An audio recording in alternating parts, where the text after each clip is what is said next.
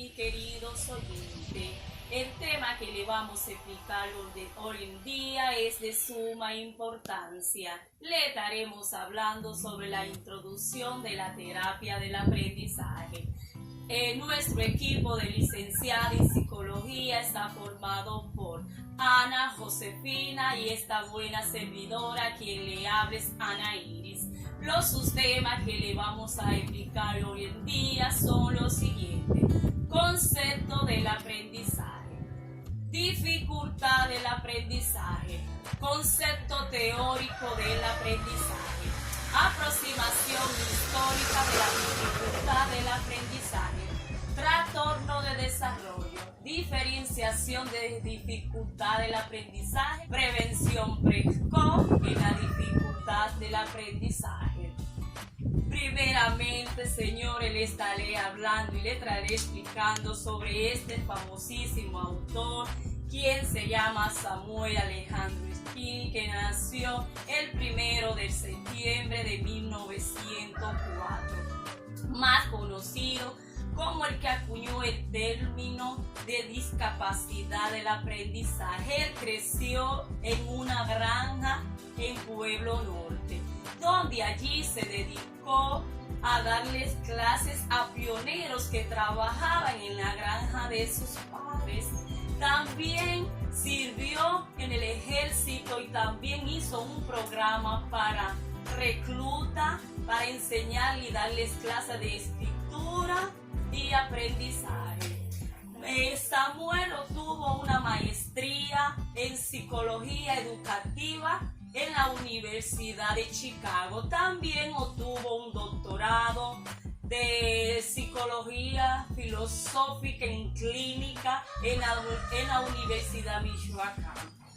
Samuel en 1993 es un término muy conocido basado a la Learning Disability. Eso fue un término que él creó con esperanza y optimismo de ayudar a los padres con sus hijos. Además de eso, propuso también la DA. Aproximación, él decía que esto era un desorden que tenía el individuo que nacía con eso, que tenía dificultad en la escritura, el lenguaje y la expresión. También le voy a explicar algunas etapas que Samuel establecía en ese tiempo. Él decía que las funciones se iniciaron en el 1980. Él decía que esa función era lo que el niño desde pequeño había que trabajar, porque era ahí donde el niño tenía más confusiones, donde ellos confundían letras diversas como la P y la Q, la D y la B, así sucesivamente. También le voy a mencionar sobre esta etapa que Samuel siempre explicaba mucho. Eran los primeros años de vida, que esto se establecía donde 1990-1993, él decía que era una pausa.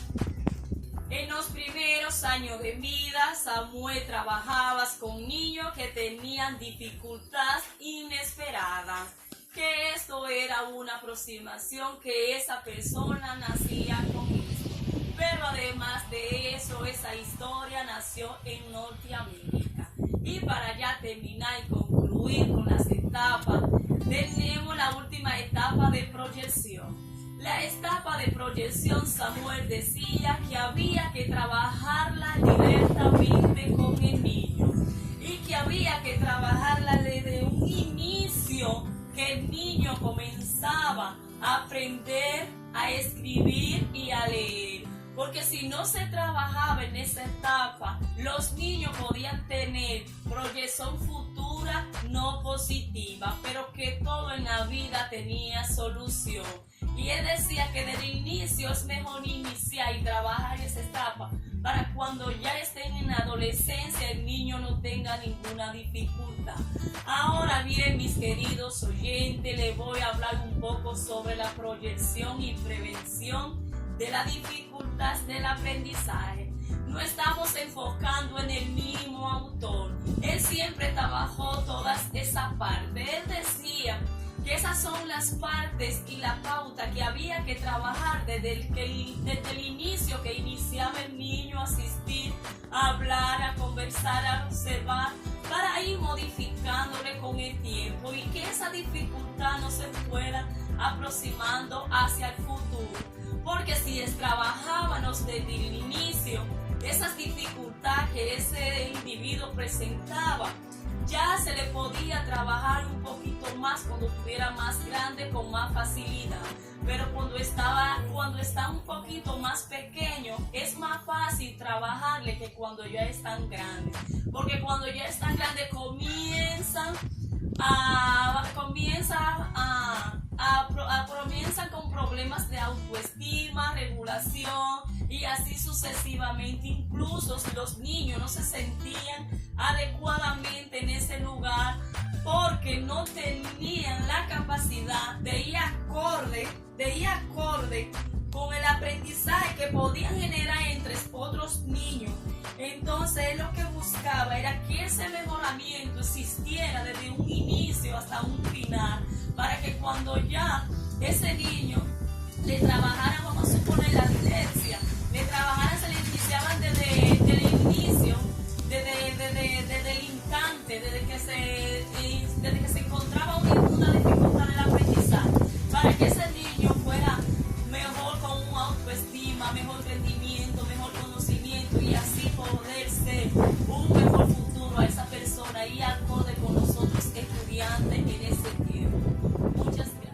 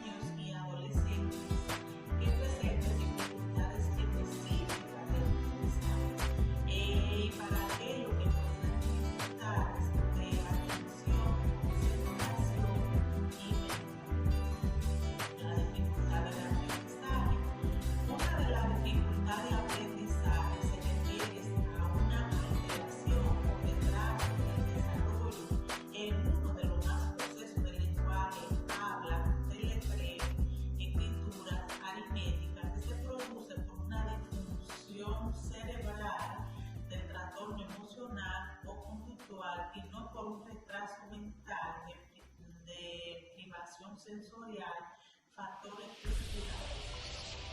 Ya para finalizar, yo les voy a hablar, les voy a decir del trastorno de aprendizaje. Primero está lo que es trastorno de lectura, que esta se caracteriza por el rendimiento de la lectura, precisión, velocidad o comprensión evaluada, normalizada,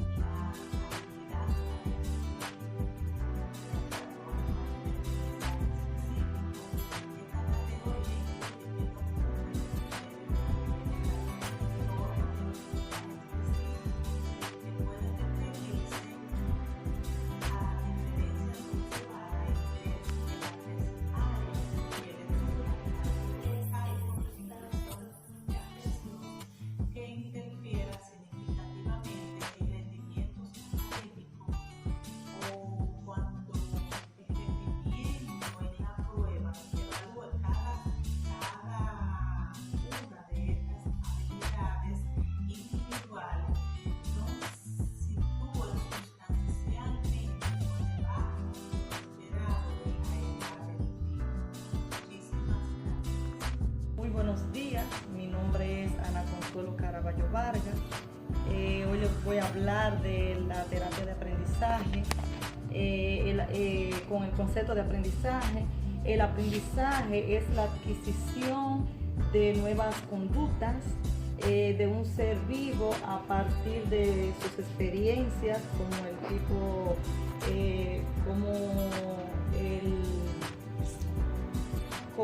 para conseguir una mejor capacidad al medio físico, social, al que se desenvuelve.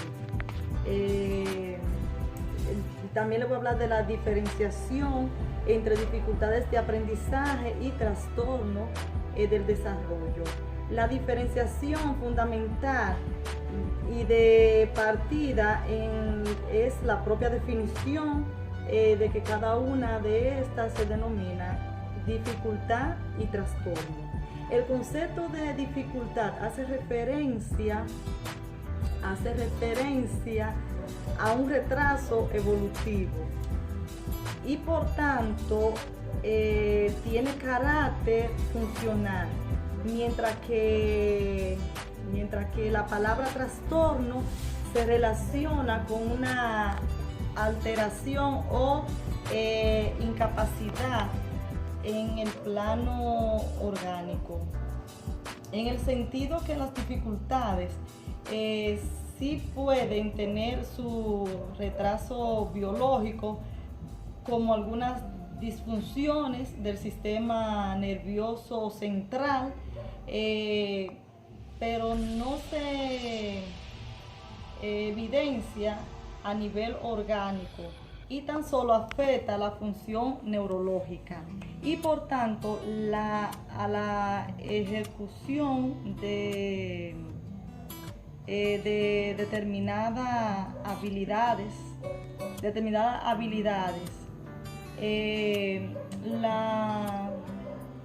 Las dificultades se caracterizan por su transitoriedad, pudiendo verse afectada en el desarrollo psicomotor, cognitivo, lingüístico y socioemocional.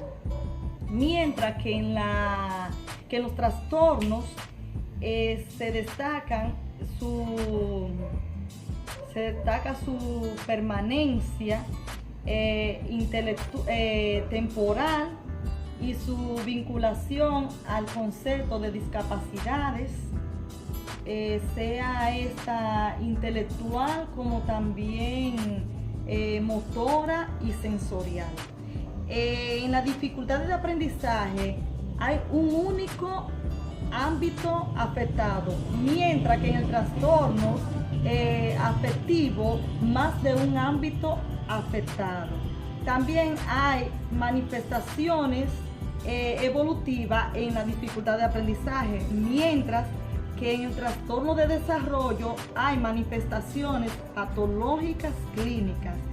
El consciente intelectual normal alto, este es en la dificultad de aprendizaje, mientras que en el trastorno de desarrollo está el consciente intelectual normal bajo y bajo.